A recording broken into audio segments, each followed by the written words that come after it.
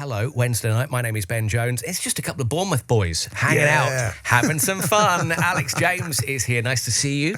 Cheers, Ben. You're right. You're from Boscombe, right? Yeah, Born I'm in Boscombe. Southbourne. No way. Absolutely. I went to St Peter's School. You were a little bit further down the coast, but I get down there almost every other weekend. Do you? I love it. It's my happy place. It's my happy. Well, we're flying high as well. We were second in the Premiership. I mean, when I used to go and watch Bournemouth when I was a kid, dreadful. Well, I am old enough to remember my dad dragging me to just a little, up the road, up to the Dell in Southampton. Oh, yeah. And, I talk to my Big kids time. about that now. That was like a proper, that was like a garden shed. But what I know about football could be written on the back of a stamp. I'm slightly more knowledgeable of music, and I am very excited about what you have planned for next year, because the Britpop Classical thing sounds superb, right? And this is not the first time that people have seen it. It's had like a little outing already. Tell us more about it. We did. So, but basically, in a nutshell, it's a rock band, it's a symphony orchestra, it's a bunch of session singers and some very special guests, and 90 minutes of total bangers from a golden age of British music. I'm sold. Right. Yeah, there's a few of these sort of classical things doing the rounds, and actually started at Feastival, which is my day job now, running a festival, and 2024. We were struggling with the headline. The most difficult thing about organising a festival is booking the headliners, because there's so many festivals and they're not making bands anymore. There's just not enough bands to go around. And if you haven't got your headliners nailed down by Christmas, everyone starts to get a little bit nervous. So it was the middle of December, and the headliner we had for Sunday night it dropped. I can't even remember who it was, but it fell through, as it inevitably happens occasionally. So there's like 20 people on a Zoom call, all looking very scared, and the booker's going, "Don't worry, I've got it. Ministry of Sound Classical. It's 90 minutes of hits. Trust me, it's amazing." And I hadn't seen it, and I trust the guy. I took him at his word, and booked it, went down to see it on the Saturday night, and my word, it was the best thing we've ever had. It was literally electrified the place, and that was a similar thing. That was all those rave anthems with a symphony orchestra, but it was just brilliantly realised. I saw Pete Tong do something similar at the Isle of Wight Festival a few years ago, and we're from Bournemouth. Like, Bournemouth had a lot of nightclubs back in the day, and so many of those songs. I mean, it's sad now when I drive around the streets of Bournemouth, they're all gone, really. But that scene and watching the music, I mean, it made the hairs on the back of my neck stand up to hear those songs played by real people, real instruments. There's something really visceral about a bunch of people playing music together, and I happened to catch the top 40 countdown on Friday. I was taking my daughters somewhere, and I was staggered by it. It's like multiple artists with it's like half the charts Taylor Swift, and the rest is Lily Allen, who I love. But it's sort of like the high street. It's dominated by a kind of smaller and smaller handful of big, massive brands. But back in the 90s, it sort of seems like a heyday of kind of independent kind of bands, Larry people making a racket, being a bit cheeky, and but there's so many wonderful tunes have endured from that period. So, on the back of Ministry of Sound Classical absolutely blowing the roof off Feastival, I got in touch with the team behind it. Said, "I'm sure we can make this work with a kind of Britpop thing." What is it about those songs from this particular era, though, do you think that resonates so well? And the reason I say that is I took my son to go to see Wembley, went to see Oasis in the summer, actually took him twice. I was very lucky to go, and it was like I could see the sort of light bulb moment in the back of his mind. Like, I had a light bulb moment when I was raised on Springsteen and AC/DC and Fleetwood Mac, but then I remember when sort of Kurt died and the songs of the era, the Britpop era first, they were the songs that were made for me.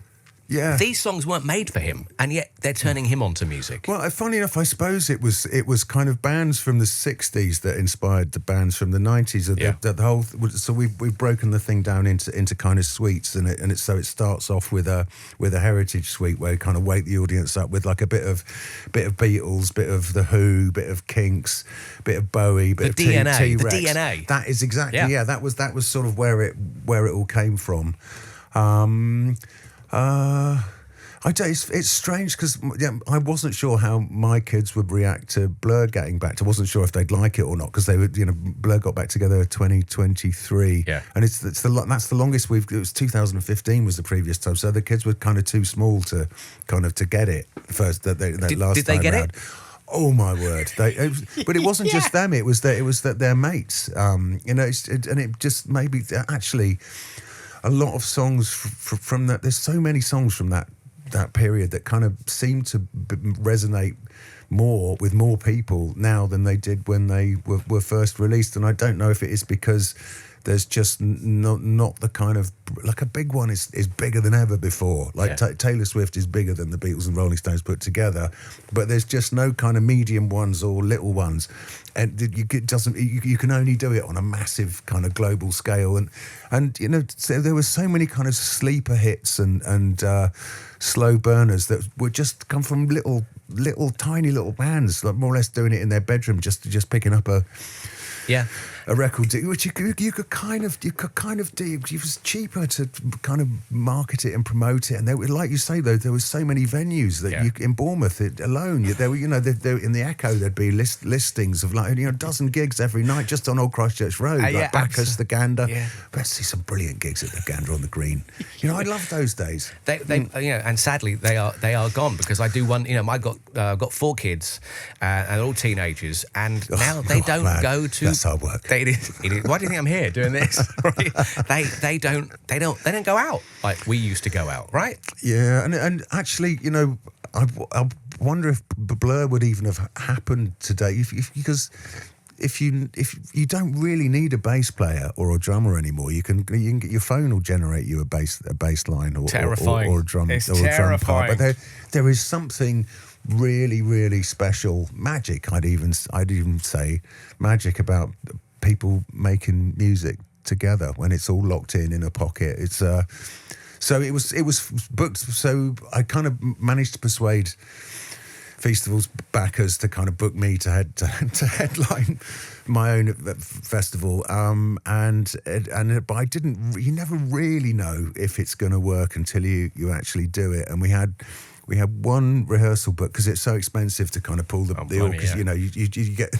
You get. So I was sort of slightly terrified on the day of the rehearsal. I walk into a room. There's a six strong band, half a dozen vocalists, harps, tubular bells, who are all really good, by the way. Yeah. Yeah. I mean, it's nothing ever gets written down in pop music. It's all completely done by ear. But classical music, so they can all play. It's just you just put it in front of them, and they could do it. So I was absolutely cacking it, but I suddenly noticed about halfway through "Creep" by Radiohead, which they don't do anymore, by the way. But you guys do. I noticed I was crying, and I thought, well, okay, this might work. So it was so brilliant the way that it completely landed at Feastival. And by the time we got to the sing-along suite at the end, like everybody was singing, and it was 60% audience, 40% band by that point. I love it. And by the way, there are a whole string of dates that you're going to be doing in 2026. I guess the Latitude Festival is probably right up front and centre. I mean, what a wonderful lineup already with David Byrne on the bill. Yeah, really, Lewis Capaldi. Yeah, really strong lineup. So there's a bunch of festivals across the summer, but we're doing a nationwide tour in March. I think the Royal Albert Hall is about to sell out. I think it's almost gone, but mainly because I just bought a load. desperately keen to go. I want to take you back a few years. I was reading Dave Roundtree's. Well, I wasn't reading it. I was looking at Dave's book recently. A wonderful set of photos, very early photos, and what I got from that book was just the sort of. It's so candid because we live now in an age where we've all got mobile phones. We're all taking photos of everything. Yeah, and yet at that time, that era, the reason it looks like you're sort of looking at photos you shouldn't be looking at is because they are so candid, because you didn't know no one was taking photos. We didn't know it was going to be a book 30 years later, quite frankly, but yeah. I mean, you were so young, weren't you? Well, if success is going to come in the music industry, it does tend to come at a young age.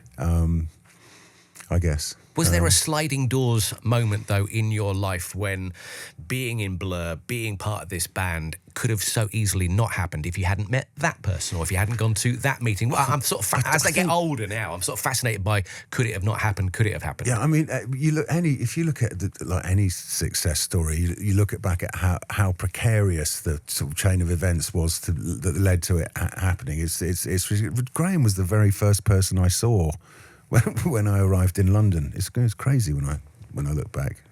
He was literally getting out of his parents' car, got in my parents' car from Bournemouth, drove up to the halls of residence at Goldsmiths, and I was getting out of my parents' car holding a guitar. At the same moment, this other kid was getting out of his parents' car holding a guitar.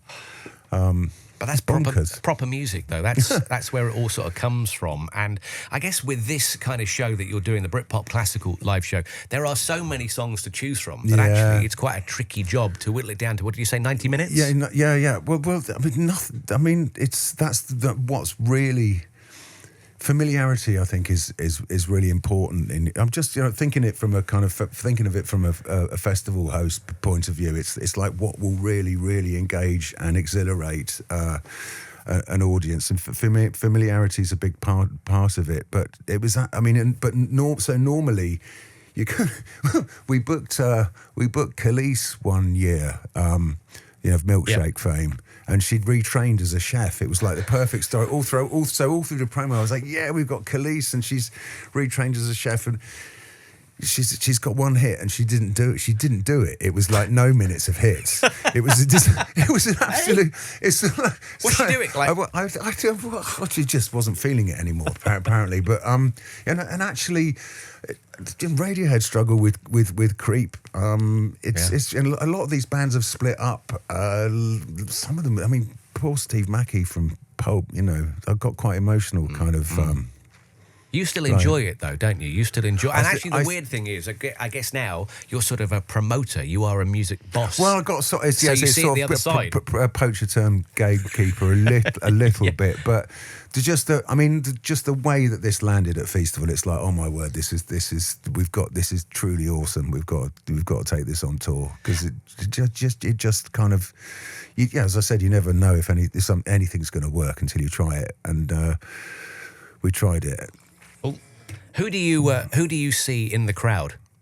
Who comes to these shows?